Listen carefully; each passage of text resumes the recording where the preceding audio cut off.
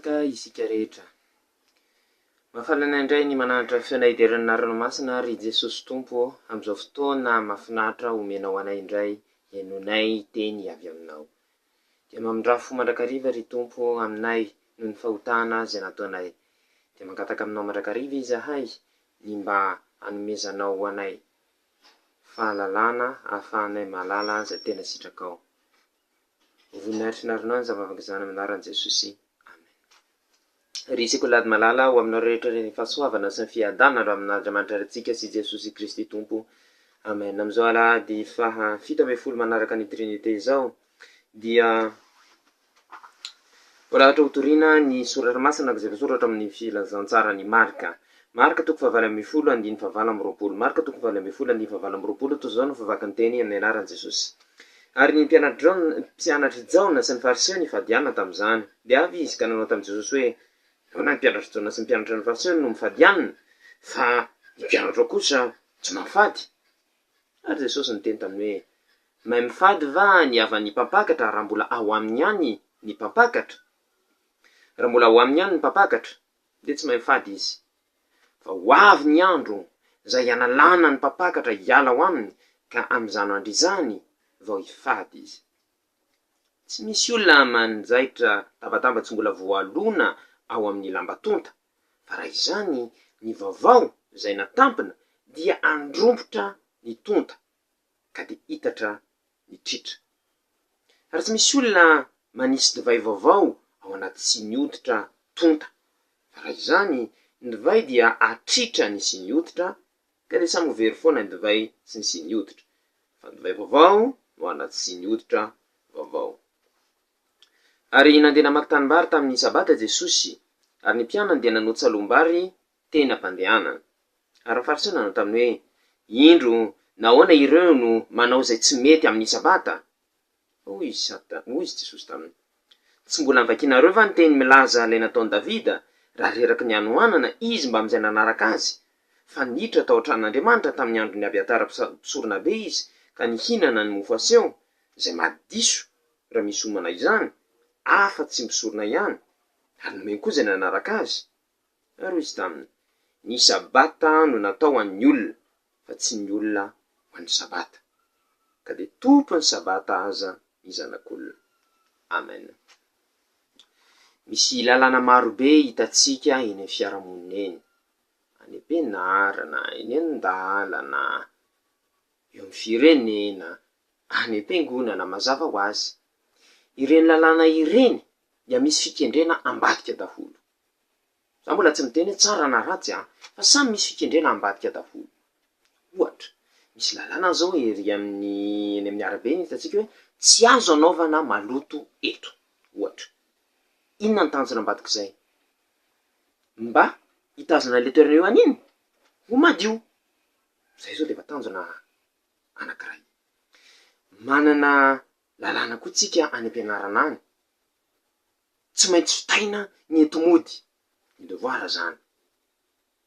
Ohatra mahasosotra antsika manaraka an'izay fitsipika izay, fa inona ny tanjona ambadik'izay? Dia ny ahaizantsika ny lesona izay ampianarina antsika.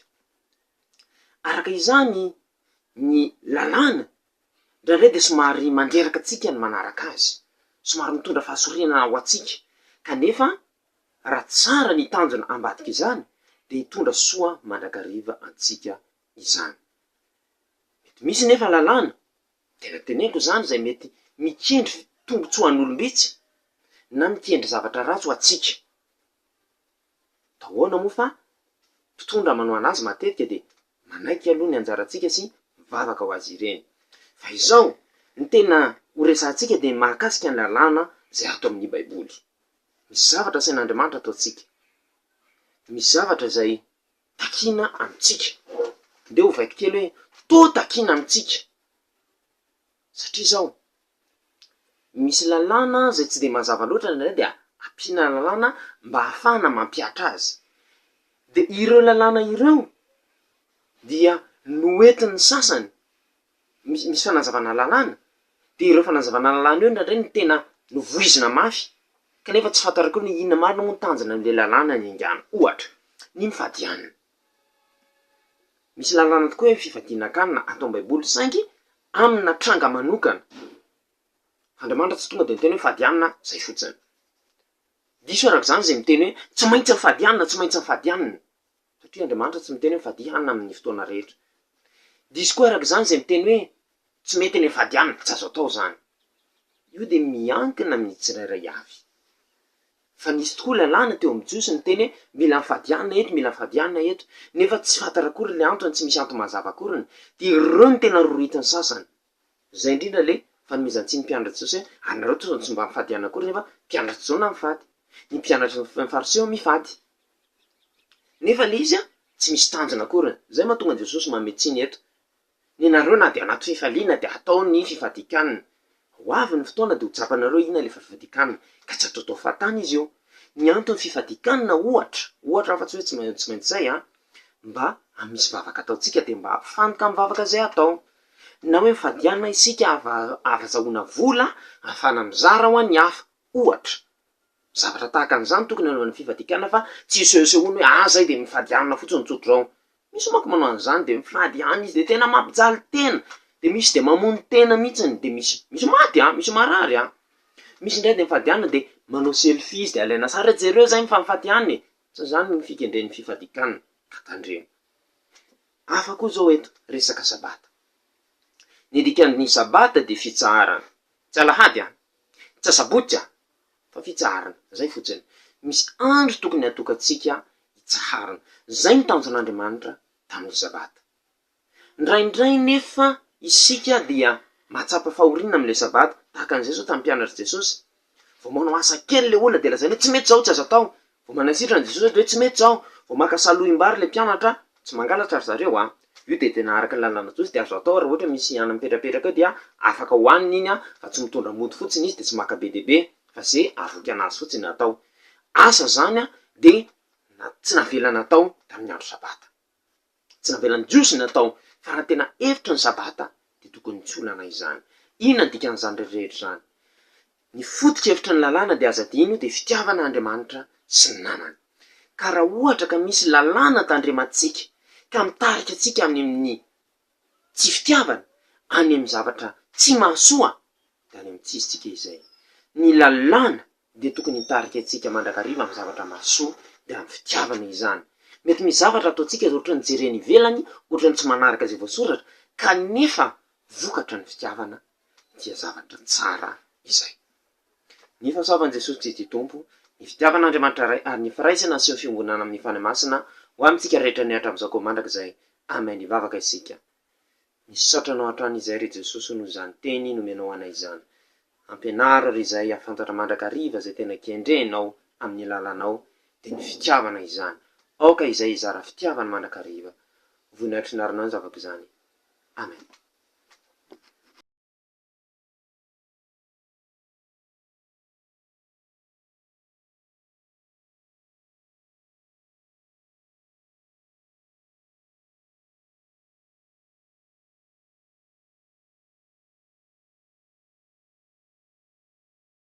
Unissons-nous dans la prière. Merci Seigneur pour ce merveilleux moment que tu nous as donné. Nous te rendons grâce pour ton amour. Nous allons écouter ta parole. Donne-nous ton Esprit Saint afin qu'il illumine notre voix et que nous recevons ta parole dans nos cœurs. En ton nom Seigneur, nous faisons cette prière. Amen. En ce 17e dimanche après la Trinité, l'Écriture sainte qui nous sera donnée est écrite dans le livre de Marc. Marc chapitre 2, verset 18 au verset 28. Marc chapitre 2, verset 18 au verset 22. Voilà ce qui est écrit au nom de Jésus-Christ. Un jour, les disciples de Jean-Baptiste et les pharisiens jeûnaient. Des gens vinrent alors demander à Jésus: pourquoi les disciples de Jean-Baptiste et les disciples des pharisiens jeûnent-ils tandis que des disciples ne le font pas? Et Jésus leur répondit: pensez-vous que les invités d'une noce peuvent se passer de manger pendant que le mari est avec eux? Bien sûr que non. Pendant tout le temps que l'époux est avec eux, ils ne peuvent pas se passer de manger. Mais le temps viendra où le marié leur sera enlevé. Quand ce jour sera là, alors ils jeûneront. Personne ne coud un morceau d'étoffe neuve sur un vieux vêtement. Sinon, le nouveau morceau arrache une partie du vieux vêtement et la déchirure s'agrandit encore. Et personne ne verse du vin nouveau dans de vieilles outres, sinon le vin fait éclater les outres, et le vin et les outres sont perdus ensemble. Mais non, Il faut verser le vin nouveau dans les outres neuves. Un jour de sabbat, Jésus traversait les champs de blé. Ses disciples se mirent à cueillir des épis de blé le long du chemin. Les pharisiens dirent alors à Jésus, « Regarde, pourquoi tes disciples font-ils ce que notre loi ne permet pas le jour du sabbat ?» Jésus leur répondit, « N'avez-vous jamais lu ce que fit David un jour où il avait besoin de nourriture parce que lui-même et ses gens avaient faim? Il entra dans la maison de Dieu et mangea les pains offerts à Dieu. Abiatar était le grand prêtre en ce temps-là. Notre loi permet au seul prêtre de manger ses pains. Mais David en prit et en donna aussi à ses gens. » Jésus leur dit encore, « Le sabbat a été fait pour le bien de l'homme, l'homme a été fait pour le sabbat. C'est pourquoi le Fils de l'homme est maître du sabbat. » Amen. Il y a beaucoup de lois, beaucoup de commandements. Bon, je vais utiliser le mot loi. À l'école, pour ceux qui vont aller encore à l'école, dans la société, au travail, à l'église. Pourquoi? Il y a un objectif dans ces lois-là. Tout d'abord, cet objectif peut être bon, peut être mauvais également, selon le cas. Prenons un exemple. Il est interdit de faire un besoin. Bon, je vais être direct, faire pipi. Pourquoi? Pour garder cette place-là propre.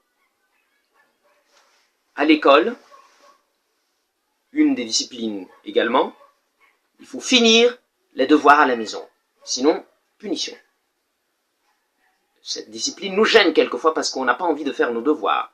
Mais elle est bénéfique. Car si nous faisons notre devoir, on ne trouve pas immédiatement les conséquences, mais elles viendront après. Alors, pourquoi les lois? Quels sont les objectifs des lois? Pour l'instant, je n'ai dit que des bons objectifs, mais il se peut quelquefois que il existe des lois, par exemple les lois sur le pays, qui ne pensent à donner profit qu'à certaines personnes. Autant être direct, les personnes riches, par exemple, mais pas pour les gens simples. Mais ce qui nous intéresse, c'est les lois dans la Bible, dans l'Écriture sainte. Toutes les lois de Dieu, je dis bien toutes, aucune sans exception, ont pour objectif l'amour. Rien d'autre. Autrement dit, une loi qui n'apporte pas de l'amour n'est pas une bonne loi. Ou plutôt mal interprétée ou mal pratiquée. Une loi qui semble être pas respectée, je dis bien semble être pas respectée, et pourtant qui apporte de l'amour, et bien pratiquée, bien interprétée. Car nous, plus exactement les Juifs au temps de Jésus, mais certains de nous ont cette mentalité, interprétaient leurs lois comme bon leur semble, et ils ont même inventé de nouvelles lois afin d'appliquer les lois qui sont déjà écrites. Or, ils se concentraient sur les lois qu'ils ont inventées, qui ont été mal interprétées. Par exemple, jeûner, c'est-à-dire ne pas manger. C'est quelque chose qu'il ne faut pas faire systématiquement. Certes, il y a des lois des dieux qui disent qu'il faut jeûner, mais dans certains cas seulement. Mais les Juifs ont fait le jeûne systématiquement. Là, on doit jeûner, forcément. C'est pas ce que Dieu veut. On doit prier, on doit jeûner seulement dans certains cas. Par exemple, on doit se concentrer sur la prière et on fait exprès de ne pas manger afin d'être bien concentré dans la prière. Par exemple. Ou bien on va aider quelqu'un et on fait exprès de ne pas manger afin de donner à manger ou afin de donner de l'argent à quelqu'un. Par exemple, si ça aboutit à de bonnes conséquences comme ça, il n'y a rien de mal. Mais il y en a qui font exprès de jeûner alors qu'ils ont faim, alors qu'ils sont en difficulté. Il y en a qui font exprès de jeûner alors qu'ils sont dans la joie. Il y en a même qui jeûnent en prenant des photos pour montrer à tout le monde qu'ils jeûnent. C'est pas du tout l'objectif du jeûne. Alors faites attention. De même pour le sabbat. Jour du sabbat, on va aller à l'église, se concentrer sur le culte.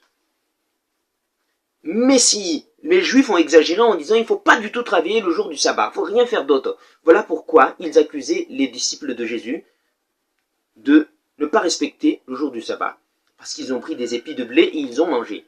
Ce n'est pas du vol, hein. C'est permis selon la loi qu'ils prennent, mais qu'ils n'en prennent pas trop et qu'ils n'emportent pas chez eux, mais prennent ce qu'ils veulent pour satisfaire leurs besoins. Alors,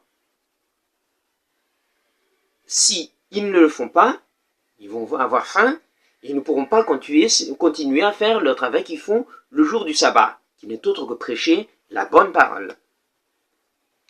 Alors, qu'est-ce que cela veut dire? L'objectif de la loi, je répète, c'est l'amour. Il y a des lois, peut-être qu'on respecte bien, mais qui ne aboutissent pas à l'amour, donc cette loi a été mal pratiquée. Mais il y a des lois qui semblent non respectées et pourtant aboutissent à l'amour. Ces lois ont été bien respectées. Donc regardons toujours bien pourquoi on respecte les lois. Il faut toujours avoir l'amour en soi. S'il n'y a pas l'amour, ce n'est rien. Que la grâce du Seigneur Jésus-Christ, l'amour de Dieu notre Père et la communion avec le Saint-Esprit soient avec vous. Amen. Prions. Merci Seigneur pour ta parole que tu nous as donnée. Apprends-nous à toujours aimer nos amis, à pratiquer ta loi dans l'amour. En ton nom Seigneur, nous faisons cette prière. Amen.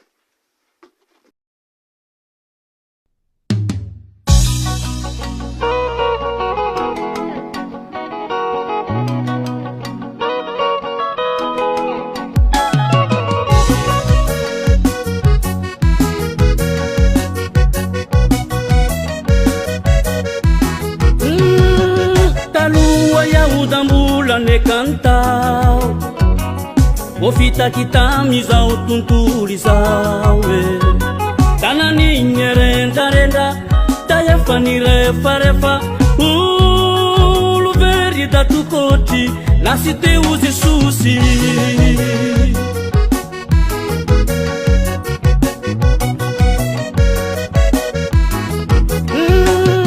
Visita befita Vana uzi susi Sina vela na uya ukambuti Nangambara ngelala mazaba Napitenu ngefila za sara Anduwani ya uzalai Daumeba Beba Tomeba Beba Beba ngeulu la mananga ni Jesusi Beba Beba Beba Zeta sayira neba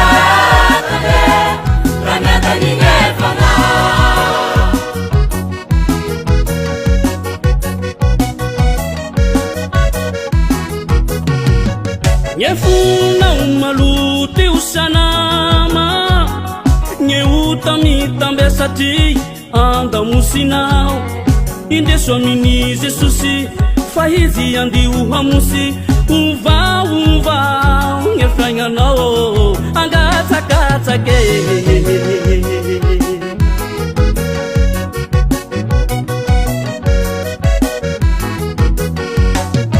Savianga kinge maringize Ane panuta mi beba kiwo Laki sutara Vua inge barangara Dashisha diye betetsana paumeba Beba Tameba Beba Beba Beba ngeulu la mananga ni Jesusi Beba Tameba Beba Zeta sayire neba Ranaka ni nefana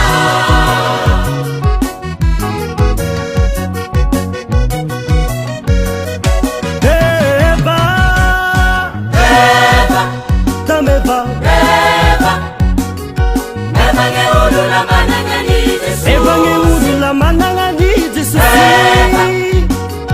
Beba Zeta sayire neba Ranaka ni nefana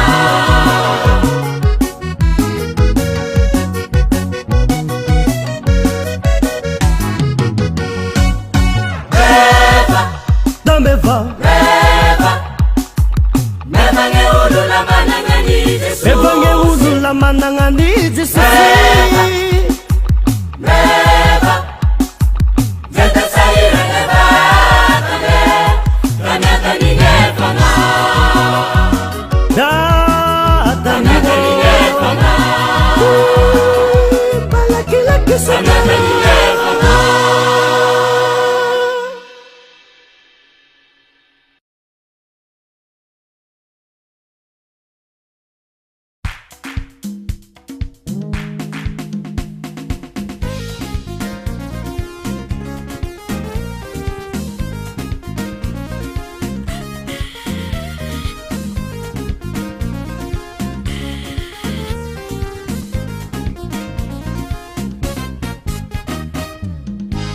hainay Jesosy fampandomba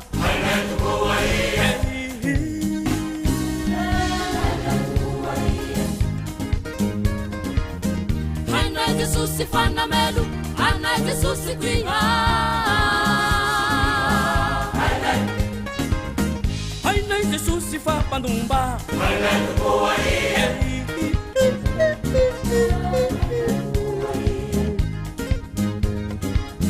hainay Jesosy fanamelo anay Jesosy kuiha hay kuiha fa ulu sua sadi pangafake avua yeke kuiha fanana bujungulu maru zaibe avua hey hay kuiha fa ulu sua sadi pangafake avua yeke kuiha fanana bujungulu maru zaibe avua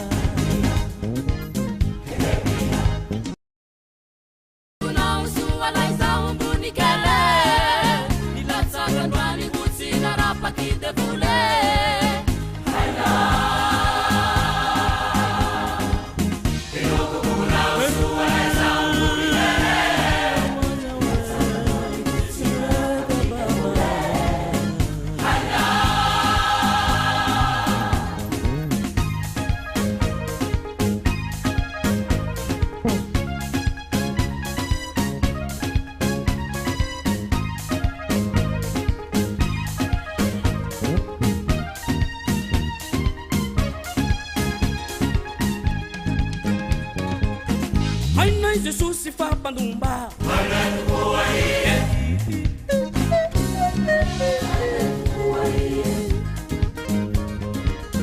hainay Jesosy fanamelo anay Jesosy kuiha hay kuiha fa ulu sua sady pagnafake avua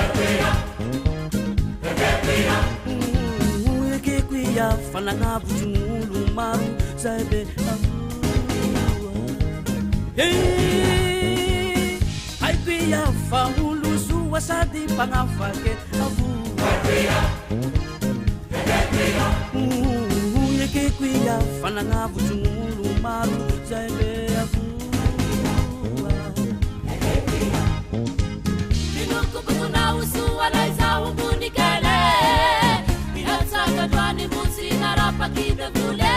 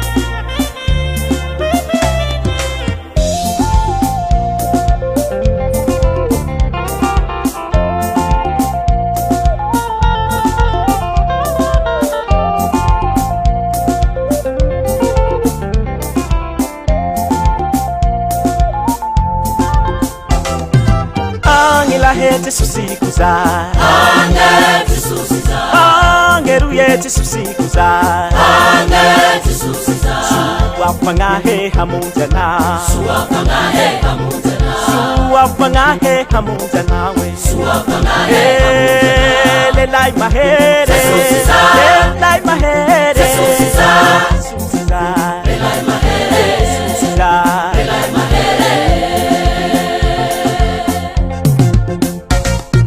Angelahe tisusiza Ange tisusiza Angeruye tisusiza Ange tisusiza Suwapangahe hamunjana Suwapangahe hamunjana Suwapangahe hamunjana we Suwapangahe Lelai mahere Tisusiza Lelai mahere Tisusiza Tisusiza Lelai mahere Tisusiza Lelai mahere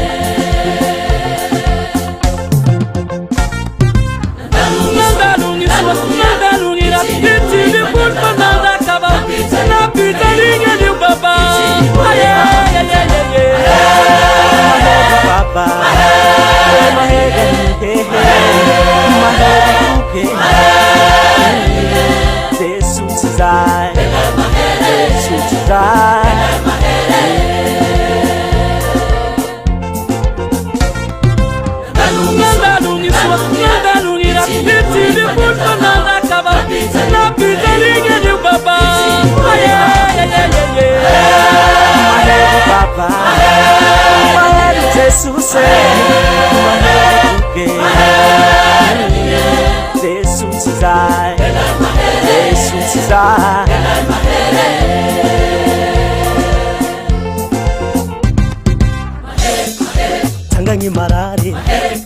mahita lang ijiki ichanga lang imate oh oh oh oh changa ngimarare mahita lang ijiki ichanga lang imate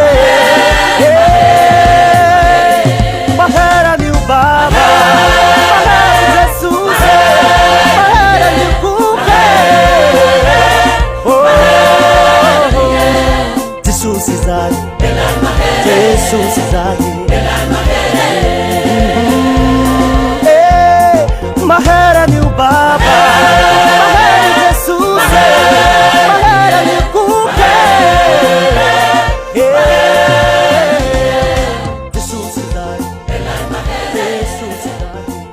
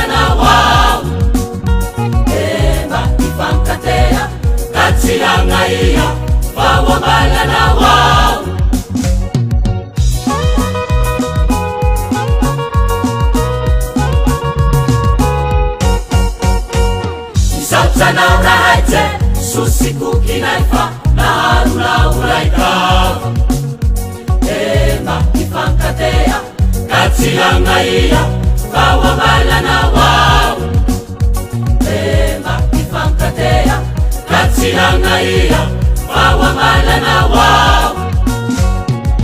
Jesosy robeateana iroman'olokoloana amenatsy ny tanora raha tsy hoazondrozy magnany Jesosy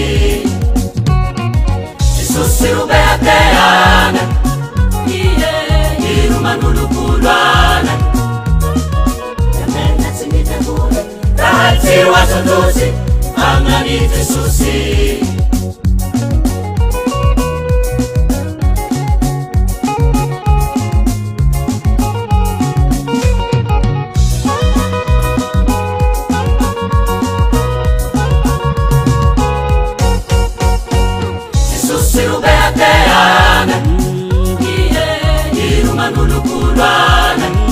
Mengatsy ny devoly raha tsy hoazondrozy magnany Jesosy Jesosy robeateana iroman'olokoloana la mengatsy ny devoly raha tsy hoazondrozy magnany Jesosy raha tsy hoazondrozy magnany Jesosy rahaigna ny Jesosy raha tsy hoazondrozy magnany Jesosy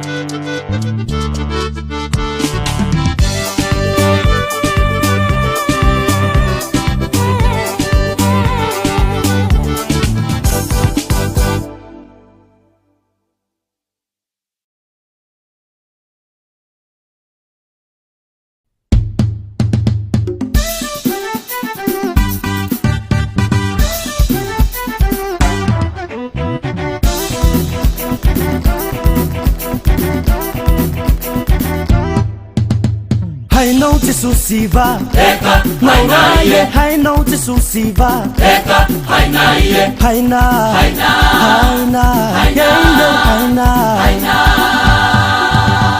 hainao Jesosy va eka hainaie hainao Jesosy va eka hainaie haina haina haina Ituingitadiri mumbani Jesosy anake tanana hara hainaie nanumbu Kenya vyani latakini kuliane haswa baba ungina mena hainaie Daviemba hamuje lewa hainaie Kifanga vutarwa tundena hainaie Jesosy baka Nazareta hainaie Anaki Maria situseka hainaie Itimanga bakisaide eka hainaie Nande haimbe tiambe eka hainaie Nampyana chengi turi tena hainaie Nareni na bizeti eka hainaie hainao Jesosy eka hainaie hainao vai eka hainaie Jesosy hainao Jesosy eka hainaie hainao vai eka hainay Jesosy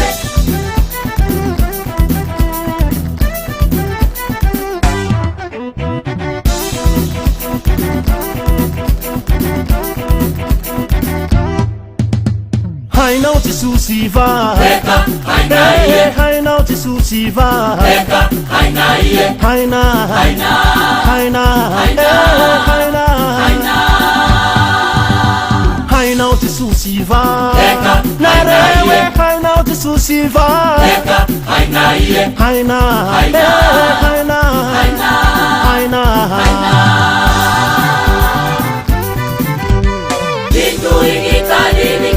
Bani Jesosy anate kananahare nanumbukenya byane lazakini puryane haswa babaungina nane nyabie bakamutena ifata kutarwantu byane Jesosy baka Nazareta anaki Maria situ seba neka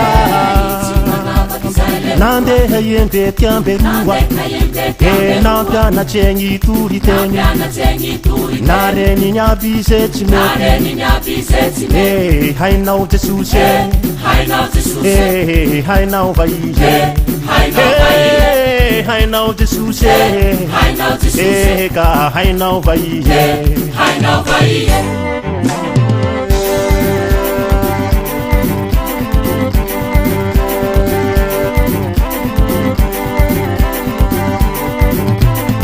eka hainay Jesosy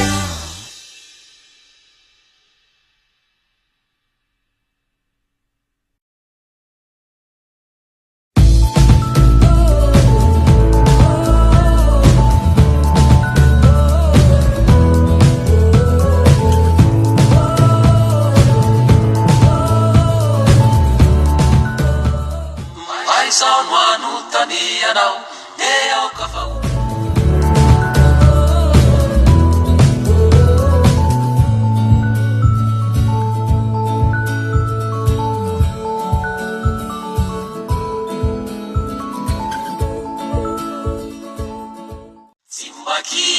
Tsy mety sasatra sika tily asa fatratra RTL tsara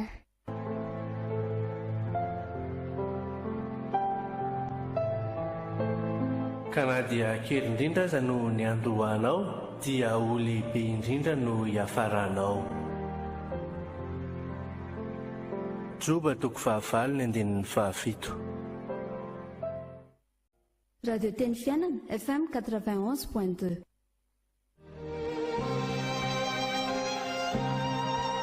Hita ianao anie Jehova ka hiaro anao ampamirapiratra ny tavany aminao anie Jehova ka hamindra fo aminao anandratra ny tavany aminao anie Jehova ka hanome anao fiadanana amen Numeri toko fahaenina andininy fahaefatra amby roapolo hatramin'ny fahaenina amby roapolo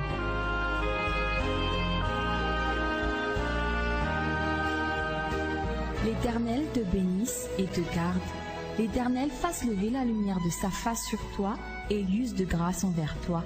L'Éternel lève sa face sur toi et te donne la paix. Amen. Nombre chapitre 6, versets 24 à 26.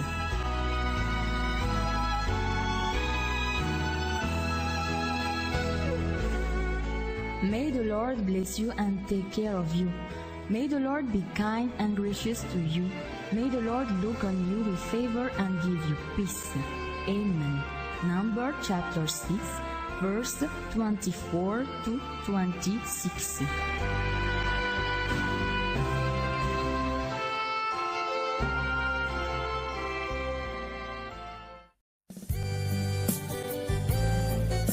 Misaotra anao re mihaino radio Teny Fiainana anako. Iny re bebea raisitsika amin'ny marify raika amin'ny 7 teboka 2 megahertz zany a. misaotra re